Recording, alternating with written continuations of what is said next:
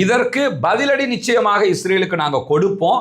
ஆனால் அது எப்படிப்பட்ட பதிலடி என்பதை நாம் இன்னும் தீர்மானிக்கவில்லை என்று சொல்லுகிறார். அதே நேரத்தில் நேற்றைய தினம் திடீரென ஒரு கடுமையான தாக்குதலை இஸ்ரேல் லெபனான் பகுதிகளில் நடத்தி இருக்கிறது. இந்த தாக்குதல் அமெரிக்காவுக்கும் சொல்லப்பட்டுத்தான் நடத்தப்பட்டது என்கிறது ஆக்சியோஸ். ஆனால் அமெரிக்காவினுடைய வெள்ளை மாளிகையின் சில அதிகாரிகள் தாக்குதல் நடத்தப்படும் என்பது எங்களுக்கு தெரியும், இந்த நேரத்தில் தான் நடத்தப்படும் என்பது எங்களுக்கு தெரியாது என்று சொல்லியிருக்கிறார்கள். இந்த தாக்குதலில் கிட்டத்தட்ட 25 அப்பாவிகள் கொல்லப்பட்டிருக்கிறார்கள். அதே நேரத்தில் 30க்கு மேற்பட்டவர்கள் படுகாயம் அடைந்திருக்கிறார்கள். இந்த தாக்குதல் யாரை இலக்கு வைத்து நடத்தப்பட்டது என்று சொன்னால்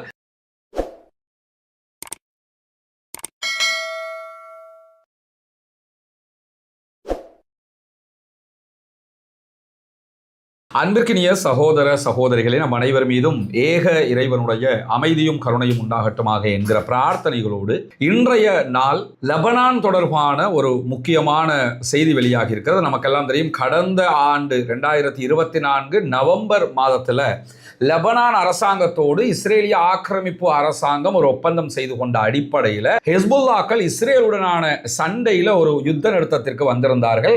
அதற்கு பிறகு ஹிஸ்புல்லாக்கள் எந்த தாக்குதல்களையும் இஸ்ரேலை நோக்கி நடத்தாமல் இருக்கக்கூடிய சூழல்ல இஸ்ரேலுடைய எல்லைக்குள்ள, அதாவது லெபனானுடைய லிட்டானி ஆற்றுக்கு தெற்கில் இருக்கக்கூடிய பகுதிகளில் லெபனானுடைய போர்சஸை நிறுத்த வேண்டும், ஹிஸ்புல்லாக்கள் பின்வாங்க வேண்டும் என்கிற ஒப்பந்தம் எட்டப்பட்டது. அந்த அடிப்படையில் ஹிஸ்புல்லாக்கள் பின்வாங்கி இருக்கிறார்கள்.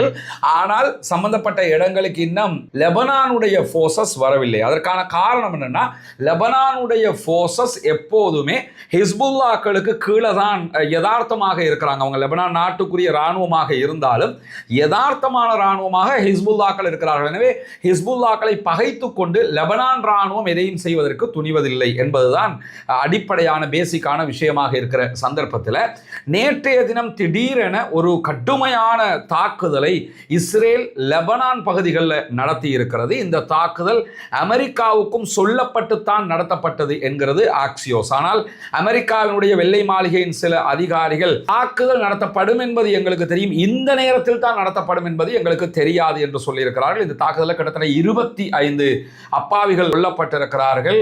அதே நேரத்தில் 30க்கு மேற்பட்டவர்கள் படுகாயம் அடைந்திருக்கிறார்கள்.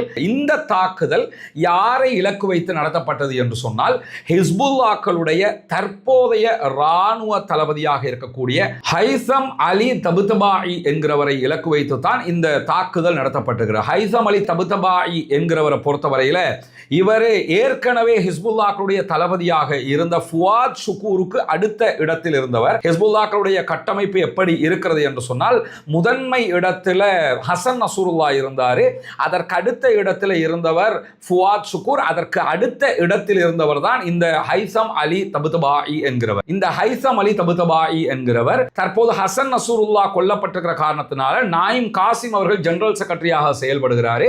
ஃபுவாத் ஷுக்கூரும் கடந்த யுத்தத்தில் கொல்லப்பட்டிருக்கிற காரணத்தினால அந்த இடத்திற்கு நியமிக்கப்பட்டவர் தான் இந்த ஹைசம் அபு தபுதபாயி என்கிறவர்.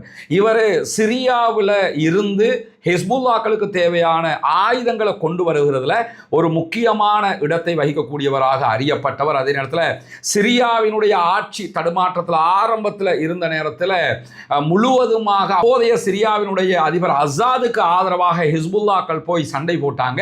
அந்த நேரத்தில் இவருடைய தலைமையில் தான் ஹிஸ்புல்லாக்கள் சிரியாவில் சண்டையிட்டார்கள், அதில் வெற்றியும் கண்டார்கள். இப்படி பல ஆபரேஷன்களுக்கு தலைமை தாங்கியவராக அறியப்படக்கூடியவர் தான் ஹைசம் அபு தபுதபாயி என்கிறார். இவரை இலக்கு வைத்துத்தான் இந்த தாக்குதல் நடத்தப்பட்டிருக்கு. இதற்கு முன்பதாக 3 தடவைகள் இவர் இலக்கு வைக்கப்பட்டிருந்தாலும் 3 தடவைகளும் அவர் உயிர் தப்பிய நிலையில் இந்த தாக்குதலில் கொல்லப்பட்டிருக்கிறார் என்கிற செய்திகள் வெளியாகி இருக்கிறது. இந்த தாக்குதலில் ஹைசம் அபு தபுதபாயி கொல்லப்பட்டிருக்கிறார் தான் என்பதை ஹிஸ்புல்லாக்களும் உறுதிப்படுத்தி இருக்கிறார்கள். பெய்ரூத்தினுடைய மிக முக்கியமான பகுதியில் அமைந்திருக்கக்கூடிய ஒரு கட்டிடத்தில் 10 மாடி கட்டிடம், அதில் 4, 5 இந்த 2 தளங்களை இலக்கு வைத்துத்தான் இஸ்ரேலுடைய ஏவுகணை தாக்குதல் தாக்குதல் நடத்தப்பட்டிருக்கிறது. அந்த 2 தளங்களில் 4வது தளம் அல்லது 5வது தளத்தில் தான் ஹைசம் அபு தபுதபாயி இருந்தார்.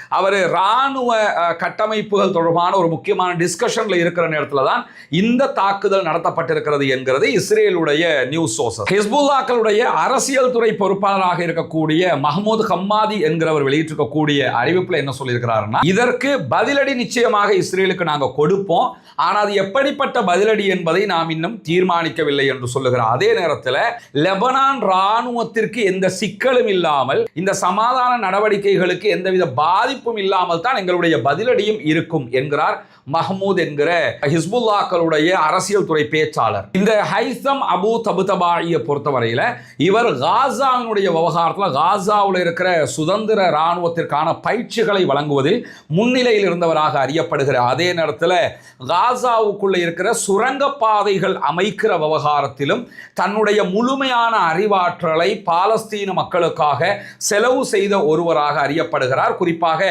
பாலஸ்தீன விடுதலை இராணுவத்தினுடைய உயர் அடுக்கு படைப்பிரிவுகளுக்கான பயிற்சிகளை வழங்குவதில் முன்னணியில் செயல்பட்டவராகத்தான் இந்த அபு ஹைசம் தபுதபாயி அறியப்படுகிறார் என்கிற செய்திகளையும் இன்றைக்கு அல் ஜசீரா மிக ஒரு விரிவான ஆர்டிக்கல்ல சொல்லி இருக்கிறத நம்ம பார்க்க முடிகிறது. தொடர்ந்து ஹிஸ்புல்லாக்கள் மேலே இஸ்ரேல் தாக்குதல்களை நடத்தி வருகிறது.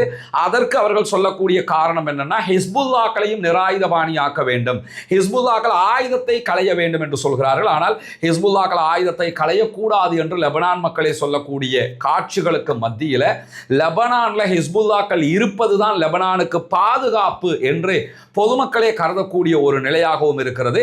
மீண்டும் ஹிஸ்புல்லாக்கள் தங்களுடைய ஆயுத பலத்தை அதிகரித்து வருகிறார்கள் என்கிற செய்திகளுக்கு மத்தியில தான் தற்போது ஹைசம் அபு தபுதபாயி அவர்கள் கொல்லப்பட்டிருக்கிறார் என்பது செய்தியாக மாறி இருக்கிறது.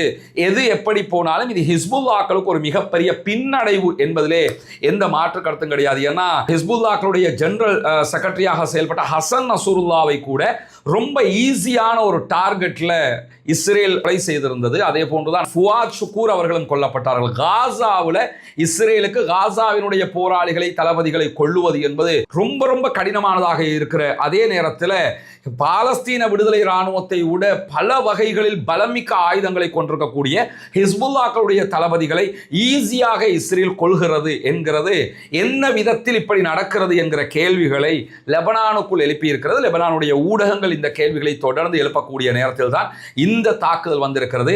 என்ன அடுத்தடுத்து நடக்கப் போகிறது என்பதை உங்களுக்கு தருவதற்கு தயாராக இருக்கிறோம். தொடர்ந்து இணைந்திருங்கள்.